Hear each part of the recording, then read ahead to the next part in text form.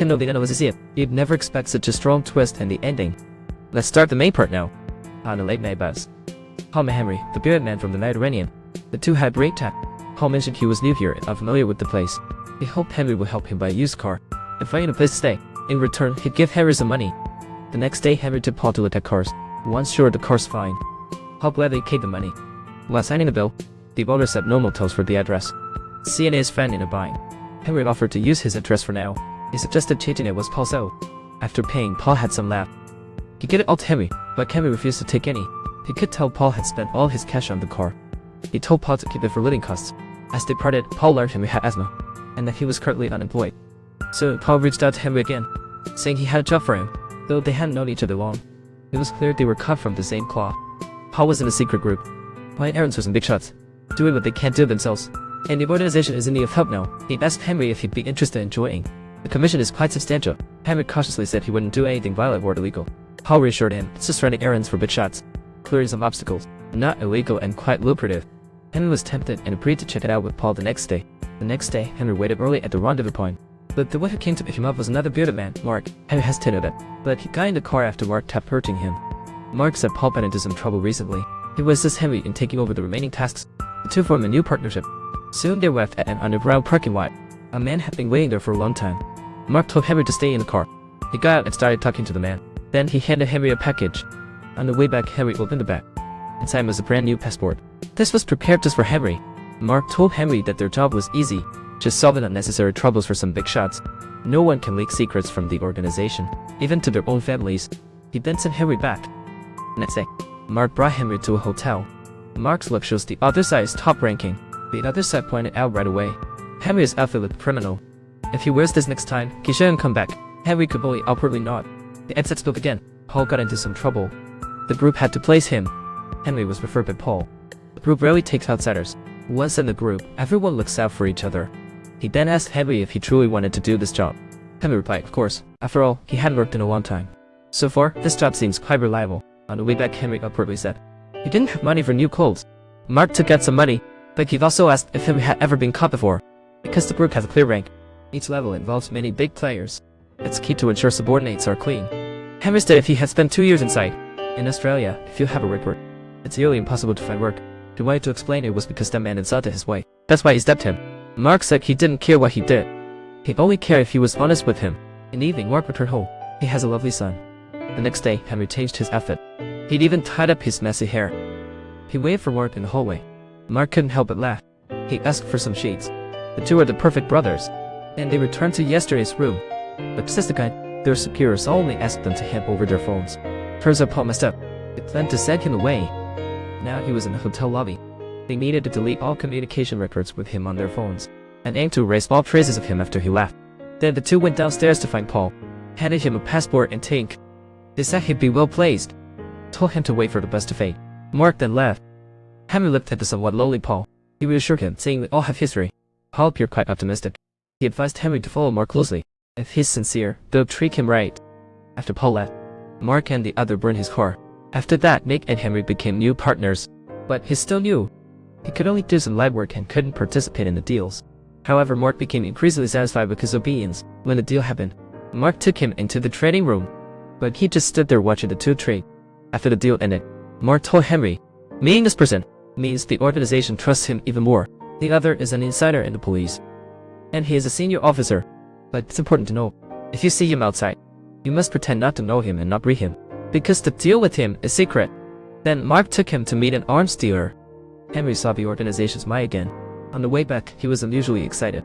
He even unprecedentedly shared his past with Mark. As Henry's performance improved, he and Mark received a mission. Head to Victoria for collections. This task was easy and paid well, but Henry looked worried.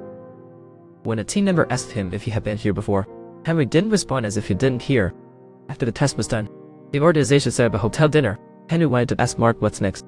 Mark mentioned that John's here. Let's hear his plans. Then John's bodyguard approached Mark and the others. After a brief exchange, he asked Henry to write his name. Without thinking much, Henry wrote his name on the paper. But shortly after he returned, he asked Henry to provide another name. Henry felt awkward. It turned out he had hidden this from Mark. Mark was angry about Henry's dishonesty. But Henry said he legally changed his name years ago. Why does John need his name anyway? One of the members explained. Background checks are done on all members. This prevents threats from sneaky infiltrators. If Henry's history is clean, there shouldn't be any problem. Hearing this, Henry looked a bit dazed. Conceived to have him something for real. Suddenly, Mark said just people were calling him. Henry nervously walked into the room. He started to explain that he had changed his name for. Sean said he'd heard of his name. He didn't care what his name was. All he needed was loyalty to the group. Henry then felt relieved to step out. Surprisingly, the next day, the senior officer they met before approached them. He said there's an issue with Henry's file. Mark immediately stepped aside. Turns out the group brought him to probe into Henry's records. He found out in May 2002. In Victoria, a boy was kidnapped. Police investigations revealed Henry was a prime suspect, but they dropped him later due to lack of proof. This case remains unsolved to this day. As the cold case, Henry left Victoria and changed his name to start anew. Fast forward 8 years later, his past has unexpectedly resurfaced. However, Chief Inspector Dan said he would keep it quiet for now. Henry needs to quickly handle the mess he's in. Recently, the Victoria prosecution charged Henry again. They caught Henry to court. If he skips court, they will issue a warrant for him. But the trial then ended for lack of proof. They had to let Henry go in court. They arranged for Henry to take the bus home. On the bus, Henry met Paul, the man who would change his life. What he didn't know was, Paul is an undercover cop. After watching this movie, you'll feel one thing. Some things must be kept to yourself for life. In the last episode, Henry met someone after his release.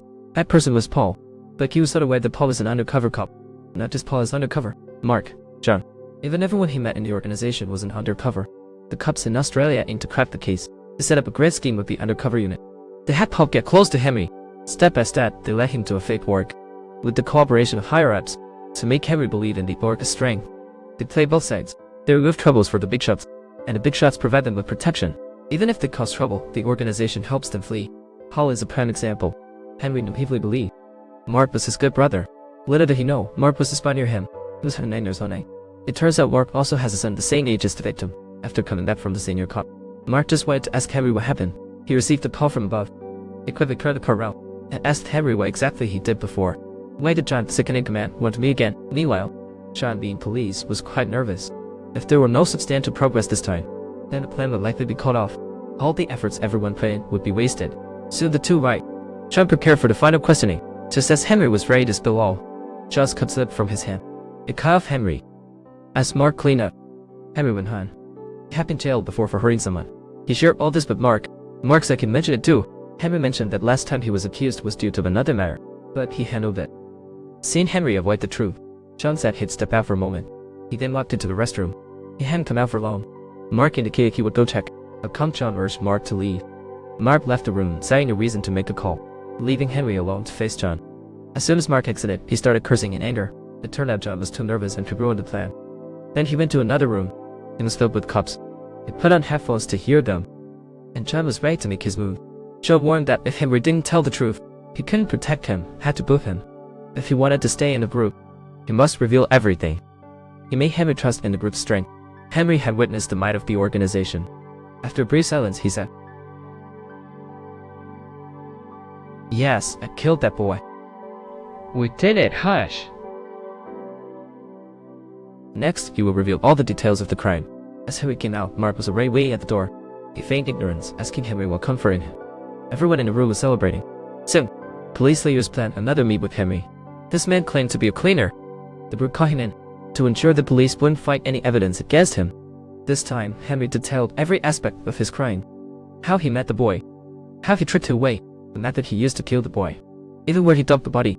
Then, the cleaner said a few should check the dump site with Henry on the surface to inspect the site. In reality, to find the victim's body. On the plane, Henry had an asthma attack. His friend Mark kept calming him down. But it's been 8 years. The landscape shifted, foliage thick. Even with a sharp memory, Henry can't pinpoint the dump.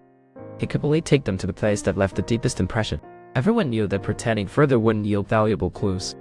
So they just stopped thinking. "Stop! Stand there and don't move! Stop!" Henry was charged with murder. In the police car, Henry struggles to accept it. Mark sees his good friend is silent. The police quickly held a press conference. They announced the suspect's arrest in the 2002 trial case. According to Henry's the police called in a big rescue team. They will conduct a thorough search of the area. They must find the boy's remains to convict Henry. In the next 2 days, rescue teams meticulously searched the area, leaving no corner unchecked. They finally discovered the boy's remains. The story is based on real events. It echoes the saying, "The lie is fast, I won't let you sit. No matter where you are, you will be found." And dear bro,